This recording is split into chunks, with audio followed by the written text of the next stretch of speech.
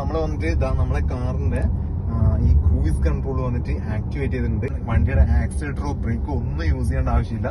എന്റെ മുമ്പിൽ ഏതെങ്കിലും വെഹിക്കിളോ അല്ലെങ്കിൽ സിഗ്നലോ ഉണ്ടെങ്കിൽ വണ്ടി ഓട്ടോമാറ്റിക് ആയിട്ട് ഡിറ്റക്ട് ചെയ്ത് സ്റ്റോപ്പ് ആവുന്നതാണ്.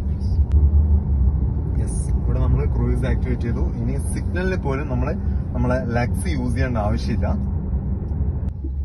Yes, even I didn't touch my leg. Don't worry, it will move now.